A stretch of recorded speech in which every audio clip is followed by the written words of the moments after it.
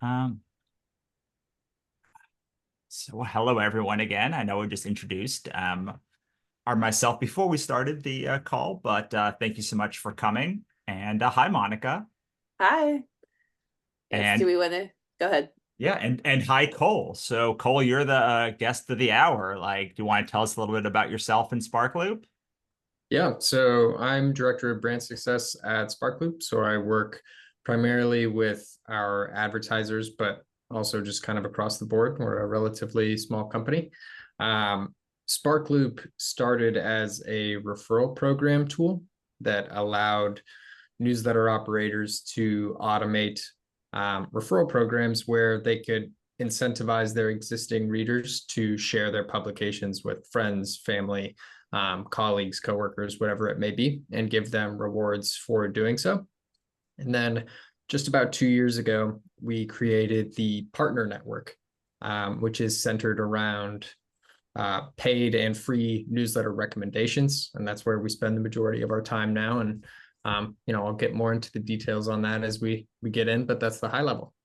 Awesome. Yeah, that is really there's like two sides of Sparkloop, right? Like there's the earn and the grow. Yep.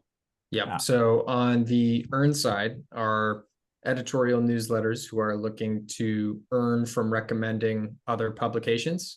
So you could recommend Tim Ferriss, Morning Brew, The Hustle, hundreds of different publications, Here are and some of the get ones that I recommend right yep, here. and get paid for sending those subscribers through. Um, and Upscribe, if you want to click into that real quick, is one of the three channels. It's the kind of most powerful channel. If you click customize widget right there, it'll show you kind of what it looks like in the wild. So you've probably seen this or something like it. When someone joins your newsletter, we can now show this pop-up recommending 1 to 5 other newsletters. And these could be your friends, and you could do it for free and just be cross-promoting each other. Or you could add other publications here. So Mark Manson, BookBub, Nathan Barry, Stack Marketer, Send and Grow is our internal publication, and get paid for sending engaged subscribers to those publications. So when someone clicks subscribe, the email address would go directly to whoever they have opted into via that little checkbox. Yep, and that person then pays you out on once you get a confirmed referral, right? Yep. Yep. So we pay out every week for the previous week's confirmed referrals. Yeah, I just got charged for mine like this morning. I saw and I was like, yes, that's a lot. It's like $500 I paid, and I was like 500 new confirmed referrals, which I definitely want to talk about how you confirm Yep. referrals in a second. But one thing, a lot of you who are on this call probably follow us on Substack. And so this will look very familiar to you in many ways because like Substack has a free version of this. What I don't hate it about Substack. I do. I hate it about Substack. I'm just going to say it. Like you can't pay for growth. And so like if you really enjoy the Substack referral network and want to add like the paid option, I feel like this has been a really great this has been like a great it was very easy for me to conceptualize because like I had already dealt with it. Unfortunately, you can't add it on Substack because Substack doesn't have an open API. And so like you just kind of I currently have a ConvertKit and then I move people over and it's very annoying, but like that has ended up working pretty well for me so far. Yeah, so you touched on a really good point, and if anyone pulls any strings at Substack, I would love for them to open their API.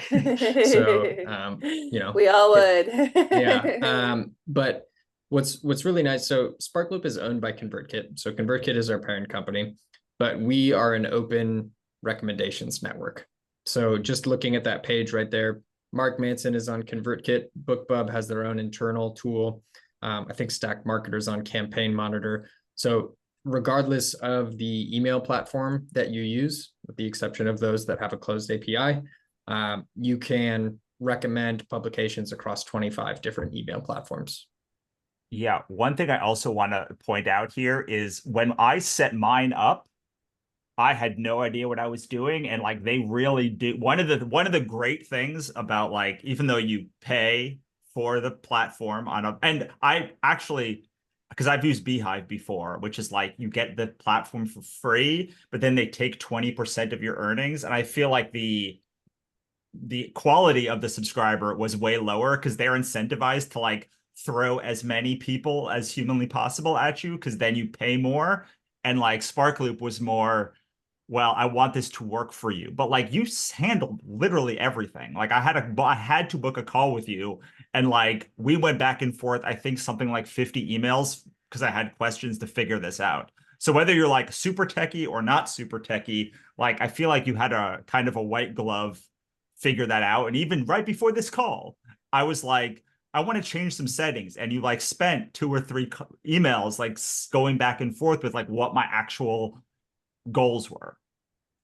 Yeah, so we and thank you. I take that as a very high compliment. We take a lot of pride in our customers, our clients, our users, our newsletter operators, and we genuinely want them to be successful using our product. So a lot of paid acquisition is difficult because you set up a campaign maybe by yourself on like Facebook ads or something, and you're definitely not going to get like a support person doing something like that. But it is in your interest and it is in our best interest to make sure you're setting up and using our tools as they are intended to be used, because we'd rather, help you to grow profitably and use us indefinitely rather than kind of burn out and spend 5K in a month and have it not work and, The literal you'd be exact left thing with a that bad happened. taste in your mouth. The literal exact thing that happened to me on Beehive. Like actually, like so Monica, do you have I want to move on to the grow thing because I know we are where this is like an accelerated one today. Do you have any questions about the earn side? Or anyone have questions about the earn side? Or it's cool, I anything mean, you want to add about the I okay. think maybe we could start with questions, and then if there's anything at the end Sure. that we don't Yeah. cover, I can always add that in. Sure.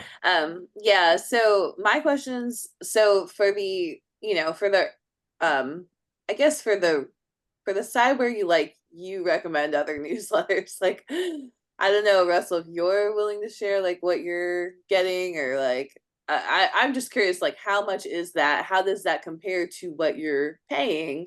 Because Russell, you're doing both sides as I understand it. I'm Um currently setting up the earn side. I am oh, gotcha. paying Okay. on the grow side. You started with grow, then you're doing earn, I guess. The pay, what, yeah. Okay. So I was just curious, like, so then Cole, I would ask you, like, are people able to kind of like pay for their ads with the earn side, or is it like, oh, average is like you can recoup like 30% of your ad costs, or like do you have any numbers on that? Yeah, it actually feeds in to Tom's question in the chat really well, which is that if you are using, so our ad campaign is called a partner program. And then on the other side is the partner network. So earn and grow. If you're using both, the partner program referrals, the new subscribers you're receiving, upwards of 90% are going directly to your email platform without going through your landing page and then seeing your pop-up. So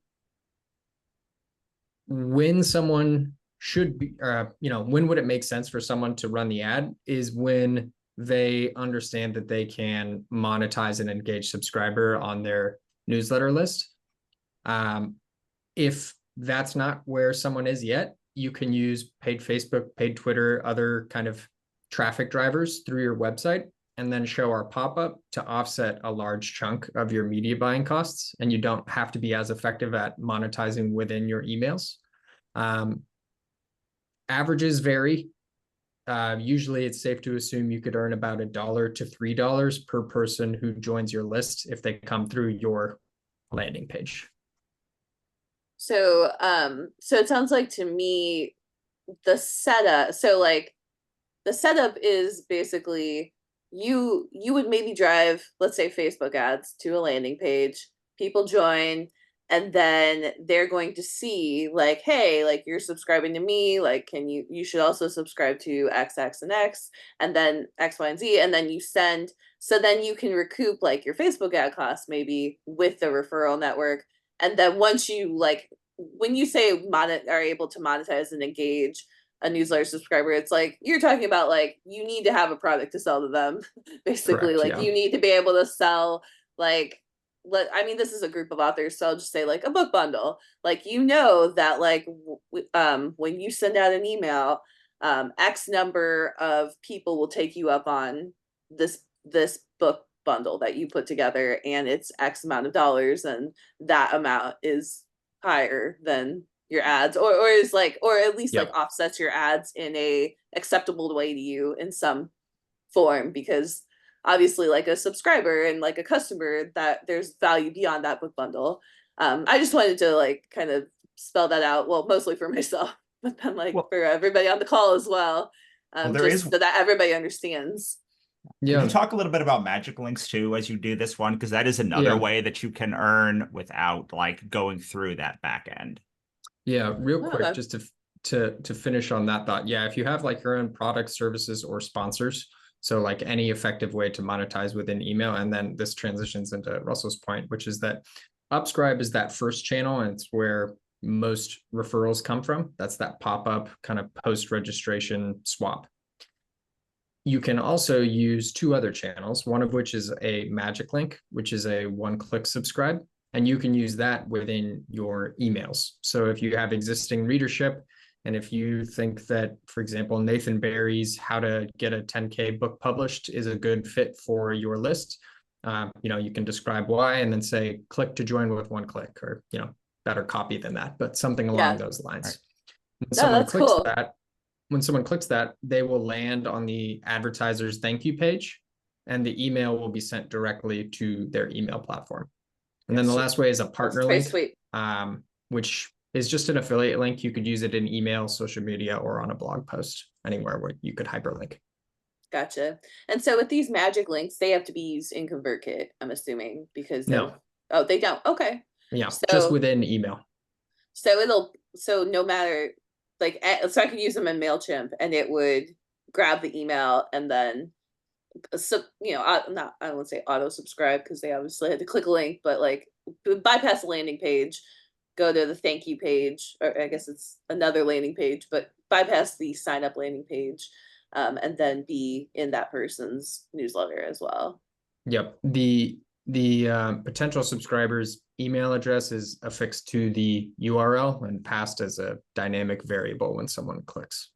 Cool. I also do want to mention this half is free.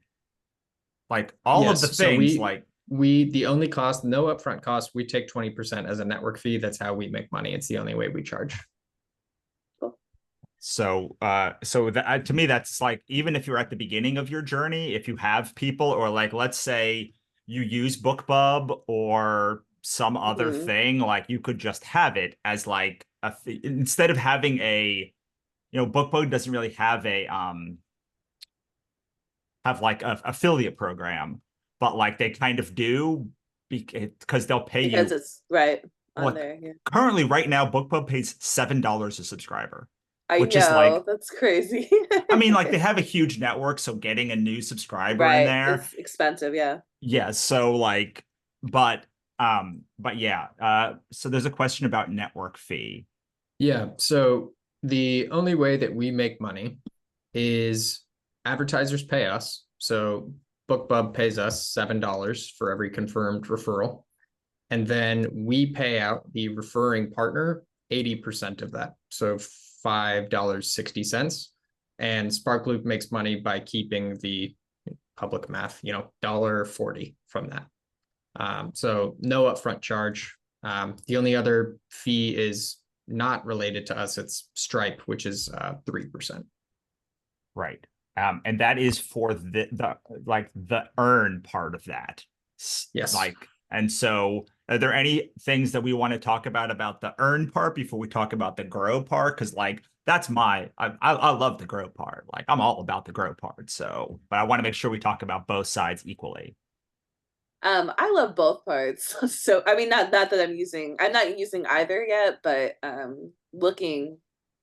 getting to the point where I will be. But I think it's great. I think there's a lot of opportunity for authors on the earn side, just because a lot of authors have some really big lists, and um it could be another stream of revenue for those authors, even if you aren't looking to grow, though. I think that grow is kind of like the natural step beyond that. So yeah, I don't see any questions. Do we want to move on? Sure. All right, let me pull up my thing now so I can go to the grow half of this. All right. So you can see it's really easy. You go to even though I get stuck on this side, I always forget which side I'm on. Like, it's very easy to go from earn to grow. And I just realized that, like, if you pay for one grow, like, you can do multiple partner programs. Yes, so there are some minor complications with that depending on the email platform that you use. So ConvertKit, it is possible to do 2 partner programs, although they don't have internal support for different publications other than using tags and segments. Gotcha. So that's the only caveat with that sort of thing. Gotcha. And then I will say that it's a brilliant marketing strategy, because if you have the Creator Pro ConvertKit account, Sparkloop is free, right? Yes, so Sparkloop is free to everyone, but if you have Creator Pro, you have access to a referral program for free, which we just updated our pricing, is $2,000 a year paid up front. Yeah. Well, is it so there's like a $99 charge though, right? If you're not using As of literally last week, we just got rid of all of our platform fees, and so now the only charge is just that 20% that I mentioned. Oh, that's Okay. nice. Yeah. Yeah. Yeah, Yeah, that's cool. I when I signed up for it, I was asked to upgrade. I think it was to, yeah, the creator. It must be Creator Pro, and I think it Yeah. was, it's like $59 a month or something for my list size is under, I it's like zeroed out, so it's under 1,000 at the moment until I get started. But I was so I guess I'm not totally following the conversation regarding the Well, fees. I guess there's not a fee. I literally I signed up for this 2 months ago and it was $99 a month. So, like, this is brand new information for me that there is not a fee anymore. Yeah, so literally as of last week, we got rid of that. Reason being is the network, basically we're doing just fine. We don't need the platform fee. We want these tools to be available to people for free to get the most people using them as possible. And then the referral program does take a bit of, hands-on labor on our side. So that still is something that we charge for, with the exception of for Creator Pro users. Cool. That's even better than I thought. So I mean, I was just looking at the page. It seems like if you have no subscribers, or like under 300, I guess that's not no subscribers, but it's pretty close. It seems like you're only paying $25 a month for the Creator Pro. Yes. And with that, you can now get, because like I hit a wall where they were like, you can't be in Sparkloop unless you have a Creator Pro account. And so, and you're saying that you still need the Creator Pro account. There's just not an extra fee on top of that. Unless you would like to use the referral program, you Okay. do not need to be on Creator Pro. Oh, okay. Yep. And the referral program is the earn side. Our right? jargon is such a pain in the ass. I don't mind the question. So I'm like, so the referral program is what you would see, share this newsletter with, friends and family, and I'll give you this free digital product, or share it with 3 people and I'll give you this. So it's on the grow. It is a growth tool. Yeah. Okay. It's on the grow side. Okay. Yep. What is cool is it connects right to, you can integrate with Printful, and I think there's one other vendor for the referral programs. Like, you don't have to actually send any of this stuff. Like, other people do it for you. Yes. Okay. Yes. As far as the physical merchandise goes, that's correct. And then you can either choose to have us send out your digital products via email or to handle that within your email platform. And that tends to give you kind of more customization options if you handle it yourself in, MailChimp or whatever it may be. Okay. Cool. Huh. Well, it sounds very cool. I think it is a little. It's hard. I don't know if other people on the call are having, because I'm pretty new to this. Like the program names are like a little bit confusing, but I'm sure like once you get into it, it's a little bit more That is not the easier. only time I have not the only time I have heard that. I can share with Russell at the end. It's often helpful when I'm talking to people who are just getting used to the platform to just lay out exactly like what our offerings are Right. specifically. So I'll send out an email and maybe he can share that with you guys. But basically 2 sides to the platform, earn and grow. Earning is for making recommendations, and growing, you can do a referral program or a partner program. And within each side, there are multiple tools, it sounds like, within which to grow or earn, I guess. Yes. Okay, cool. Okay, so hopefully like everybody's kind of sorted out, even if you're like, I really need to like log in to fully Yes. grasp all this. Yes, and I think part of it was like I was making it more confusing because I thought it was $99 a month. So like up until like we talked about the magic link, the partner link, and the upscribe are all earn sides, and like what we're talking about now are like grow sides. Yeah. Yeah, and I don't use the referral program currently. I only use the partner program, which is the most experience that I have with Sparkloop. And yes. So do you want to talk a little bit about the grows? Or sorry, do you have more questions, Monica? Yeah, Tom asked, could we have like a pretend case study for Grow? And we are going to do a real case study for Grow. Russell is Yes. sharing his info. I am. So I started a Sparkloop and ConvertKit account on the 19th of January to like literally fresh. We have a writer MBA one. Monica's got her own, but I started one fresh. And to date, we have 4,700 subscribers that have come on in the last 30 days from Sparkloop. There are some from Refined and some from Facebook ads, but I would say like 90 to 95% of these are subscribers who came straight from Sparkloop. And so, yes, we can go through all of those things. And this is my actual dashboard from it was like 3 days after I started using Sparkloop because I started on the 19th. Cole looks like he's going to be doing is looking at some things, but you can see. So one of the things I like about Sparkloop is that like they have a pretty rigorous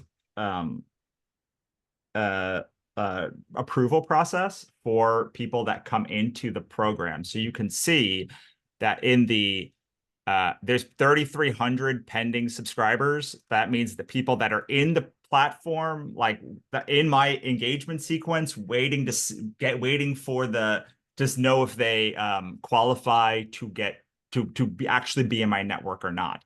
And then so these dark purple ones are confirmed, and then these all ones are pending. And it seems like roughly 50 to 70%, depending on the day, actually get confirmed. But what I love about this is if someone unsubscribes, you don't pay for them. If someone doesn't open, you don't pay for them. If they don't qualify because of because of what you have decided with Sparkloop is your metric, like they don't get charged. You only get charged for like the people that meet the qualifications that you and your Sparkloop person set. And now I'm going to let Cole talk about that because I'm sure I messed up some part of it since I don't work for Sparkloop. You did great. I'm going to share my screen real quick. I have your account up. That'll Sure. be a little easier than me trying to direct you, I think. Sure. So same thing here. This is the growth dashboard, and then we can go specifically into his partner program dashboard. So the way it works, I think it's helpful to look at the onboarding checklist. You basically choose your publication. You choose what you want to pay per subscriber, per engaged subscriber, what the most you would like to pay in a single month is, and what each publication can earn from you in a single month. So you wouldn't want this to be 3,000 out of 3,000, because then each publication, you probably wouldn't get good diversity of traffic sources. Yes, but there are some people that I got after I upped it to 1,000 that like they wanted more. Like, so Right. you have some of that. Is there still a $2,000 minimum ad spend a month? There is, yeah, it's technically not the ad spend, it's the cap, but we are working on basically a light, I don't know if that'll be the term, but a light partner program, which is less customization, less kind of hands-on approach from us, but will allow you to test at any monthly budget. That's cool. And the cap, by that, I mean, you're saying like, because obviously these leads are qualified or not. So you have some algorithms working in the background for like, oh, like only this percentage, or this is the percentage we expect. So do you try to max out that cap every month, or is it So like, yeah, can you explain that? Yeah, we try to spend as much as we can of your budget. But even with a $2,000 minimum, with a dollar CPA and requiring multiple opens or a click, something that is a little bit stricter, the reality is, one, people recommending you will probably not love that because it's not super compelling. And two, that upscribe widget, the pop-up, is automatically optimized based on what performs best for the publisher. So if it's a low CPA and a low conversion, then those just won't get much exposure. Right. And the conversion is lower because they have to open The twice. strictness of the screening. Yeah. Oh yeah, that makes sense. Yeah. Okay. What kind of screening do you recommend? Because I know Russell right now has one open, I believe, is his screening. So we try to map, and this is the exact conversation I'm about to have with Russell. We try to map your screening to the metrics that matter most to you. So if you know that you are profitable with a X% click rate, for example, then we try to deliver that. Or if you've done paid Facebook and that's your best channel, and 2 weeks in, the subscribers have X open rate and Y click rate, we try to map to that. More commonly for creator types who have their own products, services, as opposed to like media brands like Morning Brew or The Hustle, who are really just sponsor supported. Mm-hmm. We encourage a welcome sequence where you are really, really, really explicitly welcoming what is essentially cold traffic in, allowing them to unsubscribe if they don't want to be there, introducing yourself, introducing the problem that you solve, that sort of thing. And at the end of maybe 5 to 10 emails, pitching your low ticket, your front end product. Sure. And in that case, we would optimize for clicks.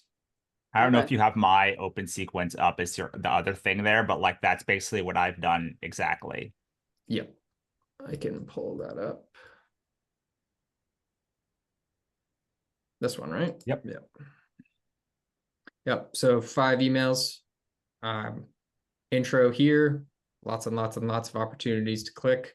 One that you don't have, which we'll talk about too, is if you were, rather than opens, optimizing for at least 1 click. Let's say someone has made it through 5 emails and they haven't clicked. We can send an email to only those who have not yet clicked. And it's like the breakup or makeup email that's like, hey, just want to make sure you want to be here. If you don't confirm today, you're going to be removed. And then Sparkloop, we wouldn't charge you for anyone who has not clicked throughout the entirety of that welcome sequence. Sure. Yeah, that's really cool. I mean, click is an interesting one because you're looking at that particular email sequence, like there's like 15 articles linked. So like if someone's not clicking anything, it's, probably not a good sign. So, I mean, do you support people in like coming up with what that sequence should be? I know you kind of listed it off, but do you give people templates or Yep. how? So we just wrote this, which is a series of kind of, think of it as like a buffet, different types of emails that you can grab. Maybe not all of them will apply to you, but each of them accomplish two things. One is they have like some goal, so an introduction to your newsletter, but also they try to pull out a click, and not like a meaningless click where it's just a bunch of links, but for example, if someone clicks on a free resource that you send, or a free ebook, or a gift that your target ideal reader would love, that's a good indication that there's someone that you want on your list. Or if you help them solve some specific problem and you can get them to click specifically what it is, you can use that information later to pitch them on whatever your products or services might be. So this would be my recommendation. I can drop it in the chat. Yeah, that'd be Is this the great. one you sent to me earlier? Okay. Yes. Okay, I will grab it for our email afterwards. So I have a couple more questions, unless you wanted to, because and selfishly, they're mostly they're there for our audience. So a lot of our authors are fiction authors. Do you have people in network? Obviously BookBub we've discussed, which I think is a great one for fiction authors. But like some people are more niche. Like, yes, if you're like a romance author, like a BookBub is a great opportunity to work with them, or to kind of like hook into like their readers and their subscribers. Are there other fiction authors on there? Are there, like, do you work with fiction authors aside from Russell, or do you have any guidance for fiction authors? I think candidly, it is a pretty underrepresented vertical. Most of the authors are in the nonfiction space, like Mark Manson, Tim Ferriss, like that sort of category of writing versus fiction. As far as picking who you would like to recommend, I think there's kind of two ways to think about it. In email, if you're using a magic link, something like that, maybe it does have to be like a BookBub and have to be like really, really relevant to your audience. And what they would expect from your emails. Like they expect to read about literature, fiction, sources for books, things like that.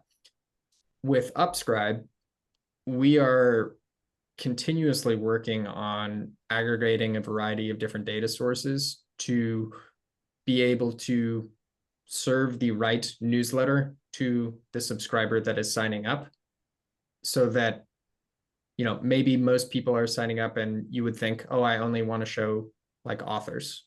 But in reality, when that person signs up, we can say, oh, well, maybe they're actually a good fit for Morning Brew, for example, or The Hustle. So I think a lot of times people get kind of pigeonholed into thinking it needs to be perfectly vertically aligned. But with Upscribe, you can monetize really effectively by serving your readers' other interests as well. Yeah, I could also see, okay, so like Cory Doctorow is one who does science fiction and does like science, like futurist stuff. So I would imagine like, okay, so Mark Manson, maybe people really like thriller authors. Maybe like there's a place, because you're paying per confirmed subscriber, that like, so for me, one of the things we didn't talk about was if you're using the partner network, they have this auto, like it will automatically add people. Could you talk about that? Because I was shocked at how fast it started working. That's, to me, that was like the number one thing for me. Yeah. So with Upscribe, which is again one of 3 channels, and I'll drop this real quick too, because sometimes again our terminology can be a little confusing. This is a help article that explains the 3 different channels for making recommendations and being recommended. Hopping back to Upscribe.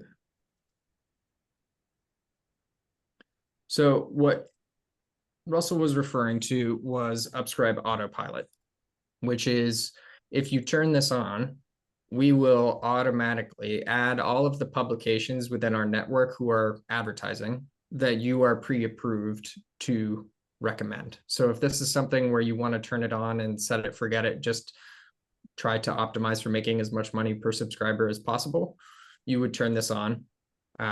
Different kind of versions of this would be turning it on and then quickly going through and saying, you know, I don't really have a marketing audience, so maybe I want to remove Stack Marketer, and doing it kind of one-off that way. And then there are other people who are more particular about their brand and about who they want to recommend, and they leave this off and they just manually add, you know, a dozen different publications that they feel comfortable with. Regardless of if this is on or not, we will optimize these based on what performs best for your audience. That's very cool. Yeah, Yeah, so I that's think fascinating. like Mark, again, like Mark Manson may have a or like Tim Ferriss probably Right. has a pretty like reader literate audience. So like For sure. probably, and again, like because of how I am much less picky than I would be if they weren't already going through a 14-day email sequence that they had to open at least one thing. And the one thing I will say, the reason why I was considering going up to 2 open emails, Cole, is because the confirmation email is one. Like it counts, right? If they even just open the confirmation email. So if they open the confirmation email and they're like, oh, no, thank you, I don't want any part of this, like you might. So that was why I originally emailed you. Yeah. And it's like there's not that many things that you can that Russell Nolte can choose, but there's a lot of things that like Russell Nolte can ask Cole or like his account rep to like do, and they have a lot more, especially once you go into, and because once you do all this, you have to have an engagement call, and they literally go through. And I think not Cole, I think Mitch was on that call, and it was like, you messed up this and this. Here, let me fix all of these things for you. And so I was really worried because there's like RH tags and all these things that like made me, who like does this kind of for a living, like freak out. And like then I got on the call and they were like, I'm just gonna do all this for you, especially because I had ConvertKit. Like they could very easily like get into both Right. Fix sides. it. Yeah. Yeah.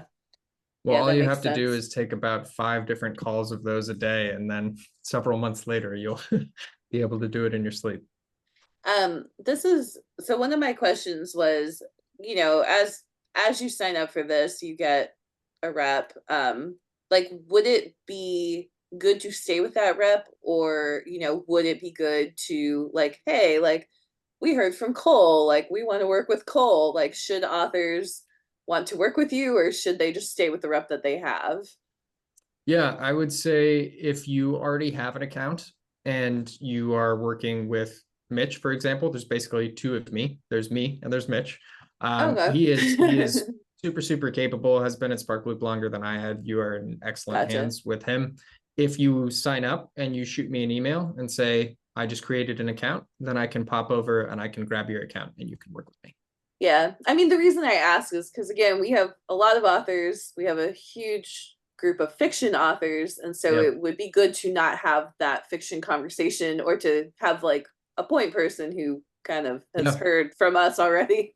um, and yeah, just curious about that. Another Yeah. question. Oh, go ahead. I Yeah. was just going to say, I'll drop my email in the chat real quick. And if anyone does create an account and would prefer to work with me and keep one point person, you can just shoot me an email there and say hello and I'll grab your account.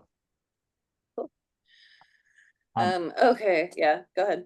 Oh, I was going to say, like, I know this is not specifically Sparkloop related, but if you do have ConvertKit, there's a really cool functionality that like lets you really hyper personalize all of these things in ConvertKit to like you can, so if you go to your grow recommendations and then my recommendations, I believe it is, you can see if this is the right thing. You can go to your settings and you can choose not just how many. Oh, sorry, no, it's just customized. You can choose how many, but you can then pick free, random, you can pick the actual person that you're recommending. So Monica, if you wanted to recommend like writer MBA, like you could just get that one recommendation. But this pulls from Sparkloop and through the ConvertKit network. And the reason I say that is because there are like a bajillion fiction authors on ConvertKit. So like Right. maybe you want to like work with 3 fiction authors who already have, or hopefully, like my hope is that if there's like a light version or something, like a lot of those fiction authors will choose to like get Right. like Sparkloop accounts. But like even if not, you can kind of use that like to be like, I want 2 fiction author recommendations and 1 random and like whatever, however you want to do it.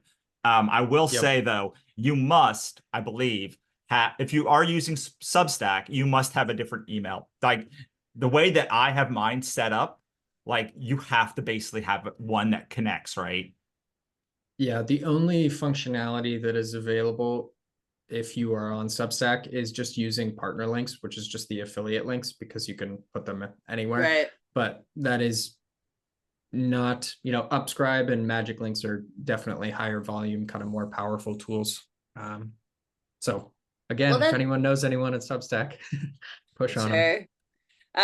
I mean, that said, like, I think, at least for fiction authors, I think we, like, a lot of times they are doing cross promotions, but a lot of them do have ConvertKit as well, especially, yeah, just like ones that are kind of doing this as a full-time job. They have ConvertKit, and so it really is kind of nice. Like, they don't need, like, the referral program is actually already built, and like the functionality is built to where they could, authors could kind of work together on that. And like and even it could be a way for authors who don't have a big audience, like, hey, like, hop on here and you can start to build your audience from best-selling authors who are already in the independent space, who are in your genre, and so on. And obviously it's just kind of getting all the people on the network, but that's kind of what Russell and I are good at. But a couple of my other questions, you talked a little bit about different ways to monetize. So, you mentioned like sponsorships is one. We talked about like products. I think for authors, a lot of it would be products because we mostly sell books. And some of that it could be like a direct, product that we're selling directly, but it could also be like products at retailers. But what are some of the other, you gave a list, but Yeah. what are some of those ways that you see that are really like some of the best ways, or like what's like kind of the ones you see working well, if you have any insider data into that? Yeah, I think the most common is sponsorships, although I have some hesitancy around sponsorships. I think a lot of people can make it work, but it's challenging when, it's third-party monetization and you're relying on market forces and advertiser budgets, and it just adds another kind of layer of complexity of having to arrange all that stuff. But it does work for a lot of people. So sponsorships is one. I personally prefer the model of like a kind of a front end or a lower ticket product, and then maybe a higher end, more expensive product. One of the frameworks that we see and we encourage our clients to use is the rule of tens. So 100% of your audience could be monetized with ads because it's free to them, or paid recommendations because, again, it's free to them. Maybe 10% would buy your lower ticket item, something in $20 to $50. 1% would buy something that's several $100s or maybe a few $1,000s, something like that. So that's one framework. Paid subscriptions is really popular on Substack. I think if you have proven that you know how to deliver value to your readers and you've been doing it for a while, then a paid membership could work, but it's a challenge when it's your first revenue stream, I think. Let's see. Yeah. Go ahead. I would also say that probably sponsorships until you hit like 20,000, Right. really 50,000, but I don't want to freak anyone out. But like, Yeah. really, it starts getting very lucrative once you have like a 50,000 or above mailing list. Like, Before really, that, until you hit tough. 20,000, it's hard. I mean, you can still use like magic links and such or other things, but like it takes a lot of it's very expensive to like look for sponsors and devote that time to sponsors, and they only pay like cost per meal opens or clicks or whatever.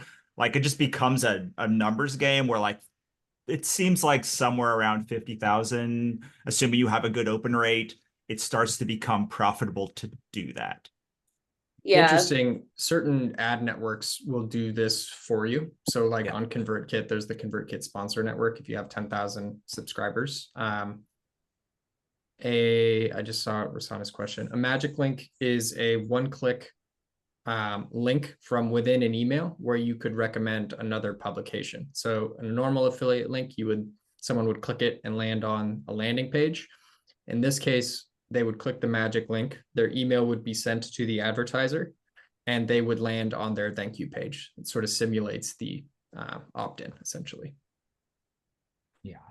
I do want to make sure that we talk about how you avoid getting charged for things, because to me, everything we talked about is great, but like the thing that really I think is the defining feature of like Sparkloop is that like it's very hard to get charged like for a Sparkloop thing. Like they make it intentionally difficult, and I've in a way that I've never seen before. Could you talk a little bit about that?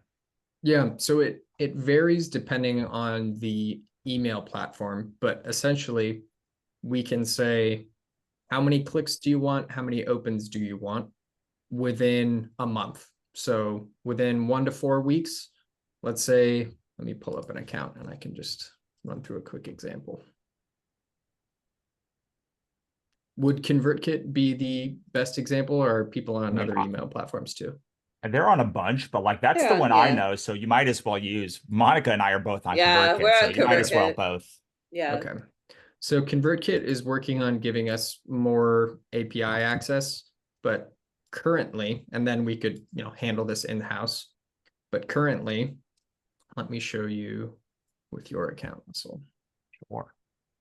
So this is the custom field part that can be a little challenging, but we will set this up for you so you can ignore this. But basically, this indicates that you got a new referral. You could say, let's wait a week, and maybe in that period they receive 2 emails, and let's see if they have opened an email or not. And if they haven't, let's tag them with Sparkloop reject. And if they have, maybe let's wait another week and do the same thing again. Have they opened an email in the second week? And then the only people that you would be keeping and paying for would be those who opened at least one in the first week, and those who opened the second, one in the second week. And then with Sparkloop, we will automatically get rid of anyone who has this tag, and you can choose the name of the specific tag, but we tend to use something like Sparkloop rejected. So I emailed Cole like a week ago and was like, wait, am I just carrying all of these unsubscribes or people that aren't unsubscribed but like rejected forever? Because like ConvertKit's not cheap. And he had to explain to me like 2 or 3 times that like they will automatically reject the people who need to be rejected. Exactly. And they'll unsubscribe them in ConvertKit. yes. Which then you stop paying for them, right? Yes. Yes. Yeah. So in Russell's account, let me pull it up. We are automatically rejecting anyone who is tagged with Sparkloop reject. Yeah. After 15 days. Yep. Got it. And it started with 21 days. Then I made my sequence and I was like, I think I want to go down to 14 days. And then so we did change it a bit over time. But also, so I use Facebook ads, even Refind that I pay by the subscriber. Like if they unsubscribe, the minute that they get that email, I still pay them $1 or whatever that amount is. So really, the reason why if you do this right for a fiction author, you theoretically could be like, okay, this person was interested, they came into my network, they opened my freebie, they clicked on my freebie. So that there are plenty of ways you can slice and dice it, I think, for a fiction author to make it work. And then you might just have to be a little more judicious with who you allow partner, because if you if you don't hit that auto accept or auto approve, they will still send you people who want to go in their pilot phase. Like like I get maybe 4 or 5 a week. It's just when I did this with every other network, it took forever to start getting new subscribers to come in because I had to accept everyone, and then I had to so it was a very slow process. With this one, with a pre-approve, and that it's great. Yeah. Yeah. I, Go ahead, I think, Monica. sorry. I'm really interested in this. I think it's interesting because for fiction authors, we talked about the sponsorships. That's kind of a tough one for fiction authors, for most fiction authors, because of the audience size you need and like the topic.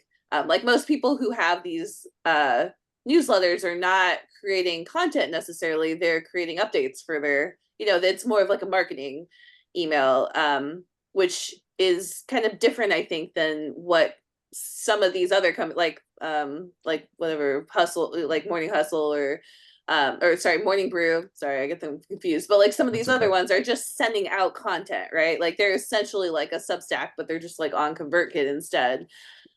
So I think a lot of that is kind of challenging on the sponsorship side, on the paid sub side as well. The SLOs is an interesting one. SLOs being like a self-liquidating offer, or like kind of a low end, high end offer. That's a very interesting one. The challenge that fiction authors have is the high end part, because we're selling like bundles of books. So I'm just trying to, I think it's all very interesting. I'm curious about the timing on when an audience, when somebody comes in to the newsletter, and then like when they maybe buy something. Do you have any insight into that? If there's like, if we're using kind of that low end, high end model, what is the timing on that? Is, like 6 months, 3 months, or maybe you don't have data on it, but I'm just curious if you had any. I'm working very hard to get this data, and I don't Okay. have it at scale yet. I have basically anecdotally, which is that for some people, it's still a challenge, and we're working on kind of figuring out their welcome sequence to make the initial offer more appealing and increase the conversion rate. And I have others who are covering the entirety of their ad spend with us just from customers who come from their partner program. Okay. But in a few months, I would love to have a benchmark of like what sort of conversion rate we tend to see on a low ticket offer like that. I just don't have it yet. Do you have any insight into what is working as a low ticket offer? I know like it's going to be product based. Like, are there specific categories like fitness or, love, or I don't know, just Yeah, anything more if you have any more data on this, because I'm very curious about this. this is not my idea, but something I learned from Justin Welsh, which is that they tend to fall into one of three categories, which is like health, wealth, or relationships. So a lot of the clients that I work with, it falls under wealth because they have some sort of like B2B offer where they're, either saving someone time or saving them money or making them more money. But I think that's a helpful framework. And then I think something else to think about is just how you package whatever content you have as an offer. So like an ebook tends to be something that is maybe lower cost, whereas an email course might be slightly higher, even though it's the same content. Whereas a video course would be even higher than that, even though it is similar content. Maybe you're just putting it into a deck and doing a Loom style video over it. So I would pick one of those general categories, go a level deeper. For a front end, I would try to keep it really, really specific. So if you solve a variety of problems, maybe this is only focused on one. And then I would be strategic about how I package it so that one, it's worth your while, and two, you can, charge enough to, have it be potentially self-liquidating. Cool.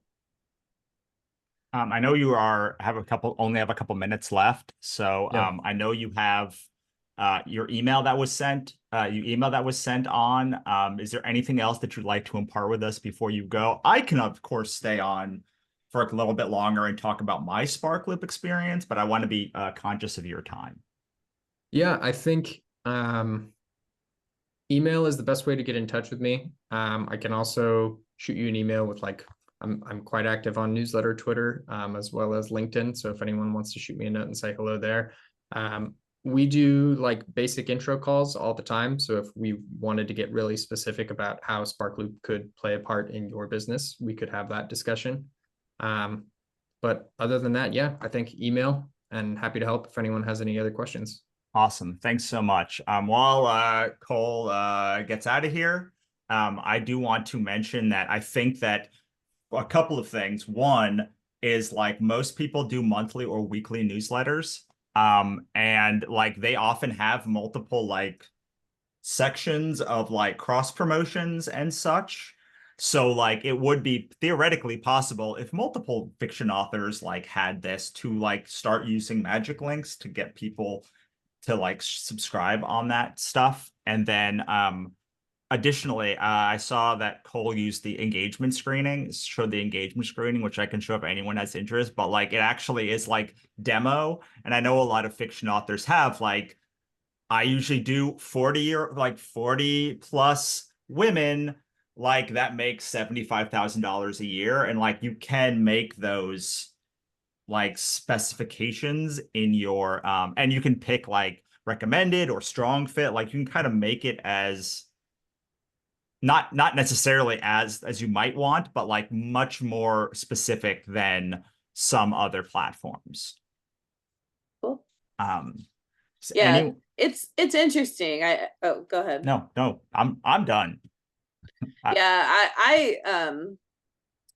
I think it's very interesting. I think that it sounds like right now you would have to have a pretty at least on the fiction side, I think you'd have to have a pretty broad book almost to, because it's like sure, like like let's say you wrote like contemporary romance. I think you could find a lot of potential readers just because like there's more crossover to like romance or Right. relationships or something where like yeah, if someone's looking for like a dating coach, like that could be a great opportunity for like Right. romance authors, um and I think it's going to be right for a certain type of author for the moment, unless you like really know your targets like beyond books. I think, and that's what I take away from it, is like you need to understand like the profile of the type of person that you write for almost, Right. and like understand some of their I don't know if it's psychographics or I think it's demographics as well, but like understand like what are they interested in, what are they reading, what are they excited about.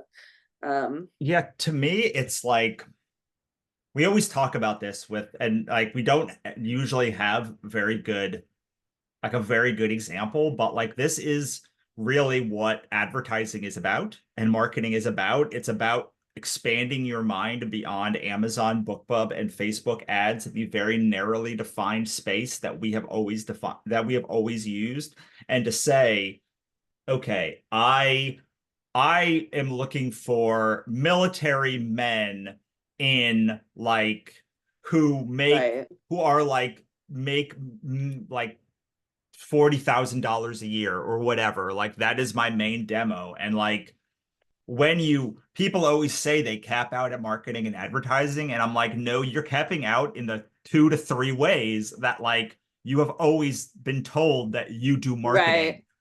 Right. Um, we talked I about it. Maybe I agree. should pull it up. I'll The pull up the Sky email because Skyward. like Yeah, when you we were look at just talking this, about this today. yeah, Go ahead. when you look at like this email, it is bonkers how much stuff that she has done. Everything from like the normal stuff, the stuff she teaches, and then also like paid promotions with random places, like putting her book and postcards and things. We were looked into doing a like at a convention, like putting a magazine issue in like people's rooms, and we didn't end up doing it. Sponsoring events. Like she even created a book box of like dark fantasy romances that she says is like was like a very successful business for her that she sold or gave away or stopped doing for some reason. All of these things are like new pathways. Yeah. I mean, the thing, yeah. So did you pull? Oh, okay. Oh, do you want me to pull? Actually, hang on. Yeah, yeah. I figured we would. Well, I don't know if we should because this is recorded and like this was like a somewhat. Yeah, we probably shouldn't because it was like a private email, but like, she basically, like it was a private-ish email to her email list, and she basically talks about, yes, like she just did like all these things. She gave away Kate Spade purses. She like she was basically just targeting like the like women, like women who, you know, like certain things. Maybe they're in her books or whatever. But I yeah, I think it's interesting because we it's like we do believe that like readership is like basically it's like who clicks the most on Facebook basically to these books, and we believe that readership is like the whale readers, and like that's the readership, and at some point as an author you grow to, so there's two problems. At some point as an author you grow too big, you've hit all those people already, and so you've got to go beyond the whale readers, right? Like Right. you've got like it's just not possible um to keep growing with the whale readers. And so we hear that from like our seven-figure authors so often. And then for the other side of it, like the other 90%, 95% of the industry, it's like, well, all the whale readers are reading the top books, and like there's just not, there's like an attention thing, like we can't get their attention, or it's expensive to get their attention. And so all of these other methods that we're talking about are going to be less effective than targeting the whale readers on Facebook. Like those are going to be the best clicks. But at the same time, you know, there's a attention arbitrage outside of this group, and there's also for the people who are higher earners, like you just need new people. Like you, and like as you scale up your audience, the price is going to scale up as well, and that's just the reality. So I think there's two reasons, like aside from like if everybody in fiction got onto this, that would be pretty helpful, I think. And Yeah. people who had the big audiences could kind of monetize that audience in a different way or monetize their newsletter in a different way. But I also think just in general, it's a little edgy to be on this as a fiction author, or probably even as a nonfiction author. I thought they had like tons of, I mean, it sounds like they have two reps doing all the accounts, like two Yeah. account It's a managers. very I thought they very small. very small right now. They're starting out, yeah. Well, there's maybe like 200 or 300 people who are like even on the network. Maybe it's a little bit more than Wow. that, but like it's a very small amount because like they charge $99 a month until like they gave it away for free with ConvertKit, and now they like it just Right. is a lot, like it's a Becoming lot more easier to accessible. get it. So, but like we talk about this all the time. So I think all the time about this meeting in one of the meetings that I had at NINC, I think with like one of your with one of our students or one of your students, and I was like, you're like travel, like had a ton of travel stuff, and Yes. like but like wrote books about being, I think, like a traveling art historian or like something like that, but like her blog was about like art history, and she like was looking for people who liked both things. And I think about my author stack, and they're saying don't do fiction and nonfiction at the same time. And I'm like, I don't know, like 10,000 people read every week the chapter of my novel, even though it has nothing to do with like authorship or mythology or any of those things. It's like there is, and I get most of the people who become paid subscribers are people who both like my fiction and my nonfiction, and they want access to both things. And Right. so it does take just more resourcefulness in the new future of publishing that we're talking about. But like, man, there's so much more opportunity because There this is. is actually relatively low risk. Even if you Mhm. put a cap of $2,000, like you saw, like I could show you about 50% of the people like get approved. And I Mhm. only have like open one email. Like if you made harder things because you're like, I don't know, I want to make sure that they're right. I want to make sure it's 2 clicks. I want to make sure they click. Because right now they just have to open. Like if they open the confirmation email, like they get approved.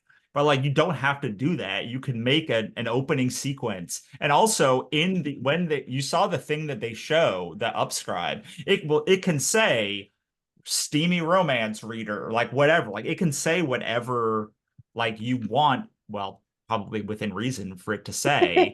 And Right. You can like use yeah, right, use a like copy to kind of get people away or towards you. yeah, like who cares if like you well, like who cares what email you open, like what email you're like sponsoring if the people end up being good at the end. Because like I do like AI daily stuff. Like, does AI daily have anything to do with like mythological Yeah. fiction, fantasy, Right. or like no? But like, do I really believe that if there's 8,000 people on that list, zero of them will be Right. interested in writing when like Yes. half of the world wants to To write? Or write a like, book, yeah. it's so it's like, yes, it's like weird an edge case, but like it's also kind of like a very low risk thing because I'm not, I hired a growth team this month, and like I'm paying them thousands of dollars to just like hope, and then Facebook ads to just like kind of hope that like they can make my SLO work and scale it without it breaking like it's always done for me. And like luckily been successful enough that I think I can make it. I think I can make that work. But like, man, putting 2,000 hypothetical dollars on the line if 2,000 people like happen to be confirmed for my newsletter feels like easy. Like it feels like wow, like what a low risk thing for me. That's just not It's for a right. It is extremely low risk, especially if you're looking for a place to spend ad dollars, which I know is not like a lot of people are like, oh, that sounds like a great problem to have. But like, no, it's not a great problem to have. It's also a hard problem to have, you know?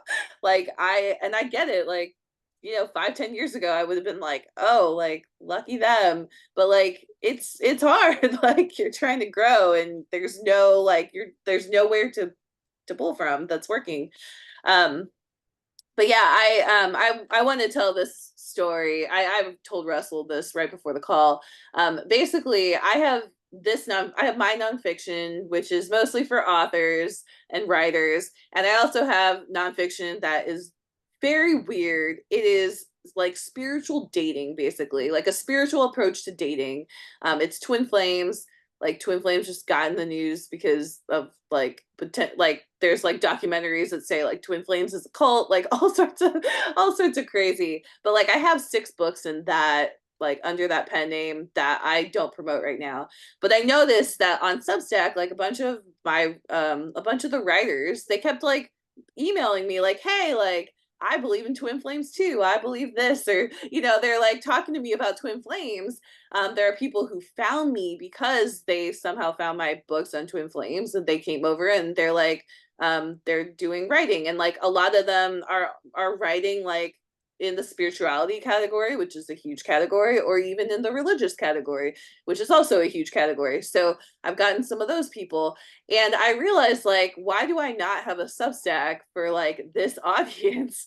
Because if if you are interested in this, like some of those people will be writers. Like the crossover is not high, but the crossover is also not zero, as right. Russell noted. But then also like I have fiction, and like most of my fiction, I mean, it's basically like magic, romance, and like it's like, oh, so you like and like witches, and like so it's like you like these things, like you on some level, if you like spirituality, you like probably like crystals and like um yeah, like I don't Right. know, like witchy stuff. So it's like, why am I not like having like pulling in audiences from all of these, and like the crossover's small, but like it's not zero, basically. How very forced of you. That's what I keep wanting to say to you. Like, what a very foresty way. Like, what growth? I'm trying really hard to become to because that's where I need to be right now. Yeah, and so yeah, I mean, I don't know if like if Sparkloop is for anyone on this call. Like, it was clearly like not the greatest attended call we've ever had in our time doing this, but like I think that if you're interested in advertising and like marketing and looking for ways to maximize your dollar, like if you're like, I have dollars to spend, but like I want to make sure that I'm actually getting a return for them, especially if you're looking for like subscriber growth specifically and not necessarily like the immediate sale. Like I think this is like, I mean, I try to think of a better way to spend $1 per subscriber or even $1.30 per subscriber, like because there's so much qualification. And because how my email sequence works is like it kind of tells you all of the crazy. And like if you get through all that and like you still want to go on this crazy bonkers adventure, like I'll Right. pay between, like It's between a gauntlet. It's a yeah. gauntlet. Yeah, between like $1 and $3 is generally like the price that people say is a relatively good price to pay for a subscriber in the nonfiction space. So um yeah, I don't know. I mean, I'm fascinated by it. Everything I learn about it just makes me be like, wow, what if everyone just let me not pay for unsubscribes? Like wild. Like that's so much money that I would save by like not paying for people who unsubscribed in the first 2 weeks of my publication. Yeah, I'm definitely I've been hearing about this from Russell for, a while. I'm definitely more interested after talking to him, and like I obviously like I think for nonfiction it's great. I think for fiction it could be great. There are kind of some challenges, but they're the same challenges that people have for fiction on everything. Like it's like, we had the same challenge of like low end, high end, for example, on Facebook, but like we as a community have figured out how to do that. We figured out how to do Facebook ads, even though it was hard and even though the margins are smaller. And so like we can figure that out for this network too, and this like paid opportunity. Um, well, I Yeah. guess it's paid on both ends. Yeah, and that is the one I have been told now that it's close off the call, I can also reveal to like y'all, like my growth team says roughly 50 cents to like expect to pay for like a subscriber is like reasonable after like upscribe and like low end offers and all of those things. My growth team we haven't done a high ticket offer yet. We're trying to get just like break even on that thing, but like that's the general rule they told me at the beginning, and hopefully it gets better over time, but that would be like 50 or 60% recovered. The one thing about the earn and why I'm not like focused on it is because sometimes it is ridiculously hard to get approved from these referral links. Like of the 8 that I've sent through, 1 got confirmed. So it's and like so I was trying to do that And for it, Facebook ads. yeah, I mean, it could also be the distraction, right? Like, like it makes sense if you're doing like sponsorships or something, which I think is kind of what the network, like it's probably like, and he said this, it's the most prominent business model on there Yeah, is build a huge email list.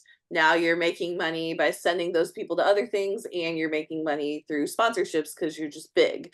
right. And so that's like not how we would use it for the most part, though you can go do that if you want.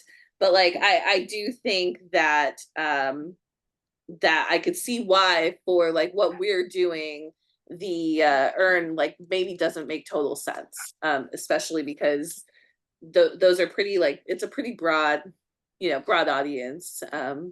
Yeah, and it's like I'm not like I'm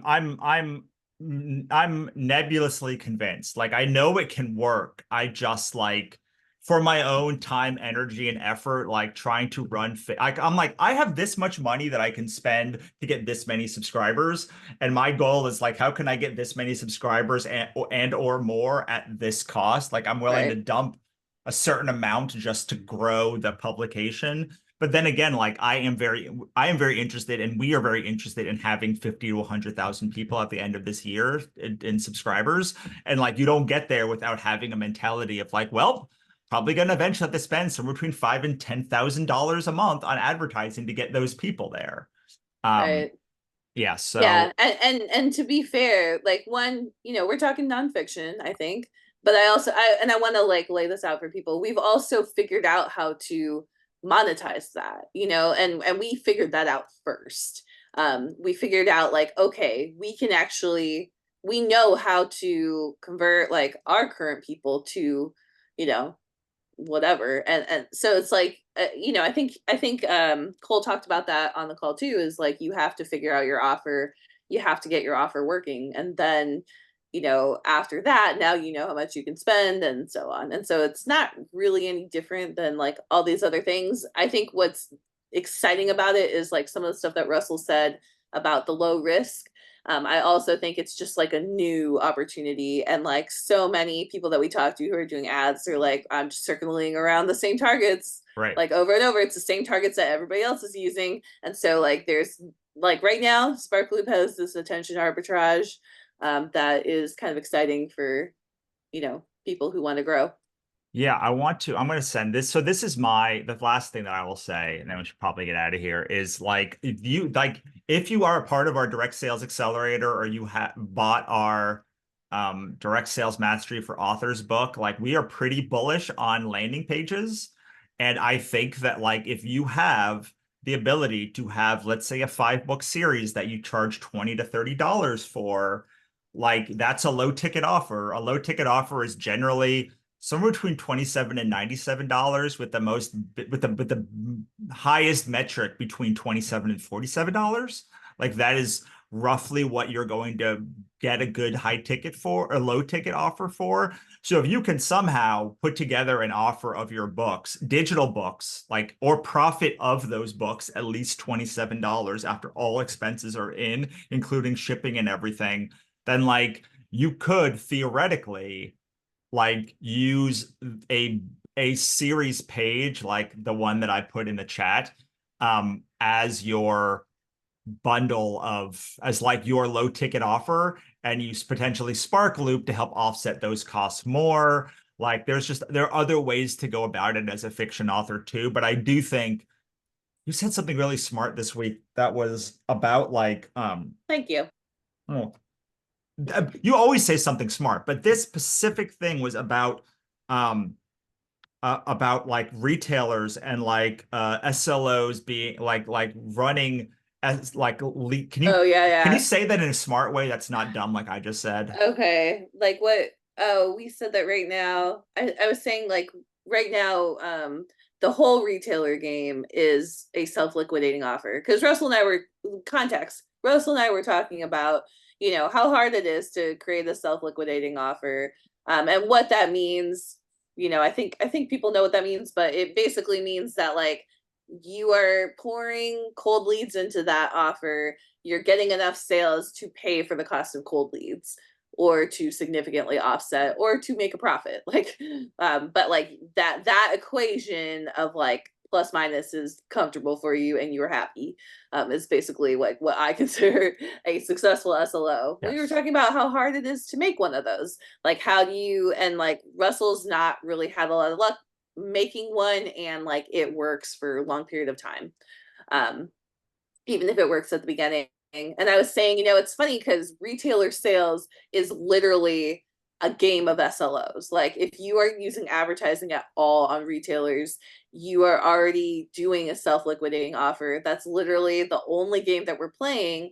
And um it's good in that, authors, I think, more than like most industries, especially not even having the data, like the retailer has all the data, authors above all are actually really primed to like be able to create those self-liquidating offers, because that's like literally all we do is like our series is a self-liquidating offer. We're spending $5 to get somebody into book one and just hoping that they read through, like kind of by, I don't want to say by magic, but like we have zero data from the retailers to like really prove that like this is happening. So but yeah, I think it's interesting in that sense, and we are particularly skilled at it.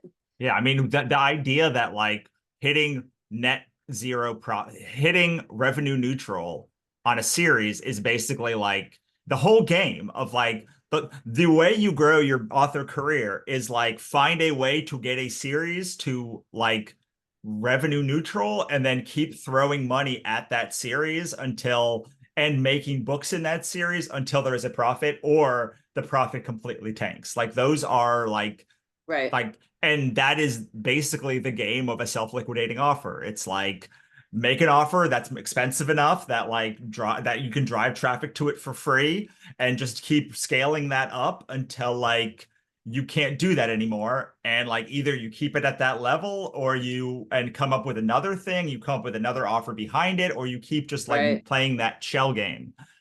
So yeah, I think it's really interesting. And to me, it's a game in town. So I love audience growth. I hate optimization. So like to me, I'm like, wait, I can just tell you I'm willing to pay $1, and then I can look every morning and be like, cool, $100. That's what I owe today. I got to somehow make $100 from these people. Like that to me is a way to grow advertising without it burning me out every day, because every day it's like, okay, is it optimized today? And every morning I log into my Facebook dashboard and I'm like, it's not profitable anymore. I don't know. Like suddenly like it hit that growth and I don't know. And that's the other thing is like, if you're running an ad, eventually it will become unprofitable.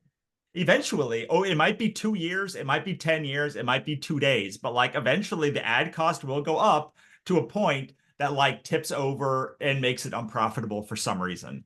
So you really just like, it's exhausting. It's just exhausting to live in that world. And I find this is I'm much easier like doing book sweeps or like doing whatever lit ring or whatever the things are that like do the viral, like the written word media, like whatever that thing is to like get audience growth. The best part about it is like, I'm going to give them $60 or $80 or $5, and I'm going to get some amount of leads from that. And like, I don't have to worry about it. I just have to worry about the input, and then they do stuff, and then I get output. And I am, as long as I'm comfortable with what the output is, I can keep doing that forever. Yeah. I mean, I will say like I don't know if I'm just like good at Amazon ads, but I will say I did have one running for like probably 2 years that was still profitable. I only turned it off because of the like, and this is not like any sort of knock on this promotion at all, but there was a huge promotion called Zoe Bub that like and like it was just causing like it was causing screwiness for it wasn't causing. There were a lot of free books. It was spending a lot of Amazon money on like even just like even my free books that were not um in the romance category. And so like before the one in September, I turned it off because I was like, I'm at Nink, like I don't have time to think about this or like fix this if like some ad starts going crazy, and I haven't turned them back on. But which is like so typically Monica.